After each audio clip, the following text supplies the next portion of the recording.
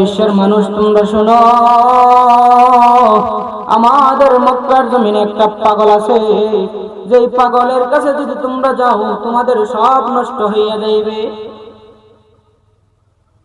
ওই সময় যখন মানুষগুলা রাসূলের দরবারে যাওয়ার জন্য যাইতে লাগে, ওই সময় মক্কার বখাটে ছেলেগুলা রাসূলের বিরুদ্ধে বদনাম শুরু করে দেয়। আরে মানুষ সকল তোমরা শোনো, তোমরা এই মুহাম্মদের কাছে যদি যাও তোমাদের সবগুলা ধ্বংস হইয়া যাইবে।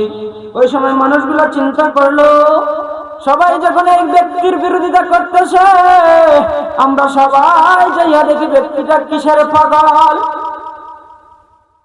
ওই সময় মক্কার যতগুলা মানুষ আসছিল তারা একবার মনে মনে ভাবলো, কি এমন পাগল, ওই পাগলের বিরোধিতা সমস্ত মক্কার বাসীরা করতেছে, কারণ কি? ওই সময় মানুষগুলা বলে, হায় হায়, ওইখানে তো একা গেলে হয় না, যদি বড় পাগলে হইয়া যায় আমাদের উপরে যদি আক্রমণ বসায়, এবার আমরা দলে দলে ওই মুহাম্মদ পাগলকে দেখতে যাইব।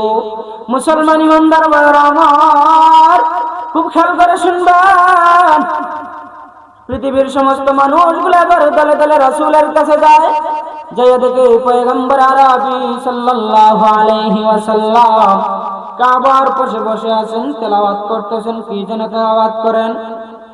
ওই সময় মানুষগুলো রাসূলের মুখের ভাষা শোনার পরে বলে, হায় হায়, মক্কার মানুষগুলা এই মানুষের কাছে আসা থেকে বিরত রাখতে চায়। সে এমন মধুর বাণী তেলাওয়াত করে, সে এমন মধুর কালামুল্লাহ তেলাওয়াত করে, যেই ভাষা শোনার পরে তো সেই ব্যক্তিকে পাগল বলা যায় না। ও মুসলমান, ওই সময় মক্কার মানুষগুলা, মক্কায় যে সারা বিশ্ব থেকে মানুষ আসছিল, ওই সময় রাসূলের হাতে হাতে হাত রাইখা দলে দলে মানুষগুলা কালেমার দাওয়াতে ইসলাম গ্রহণ করলো।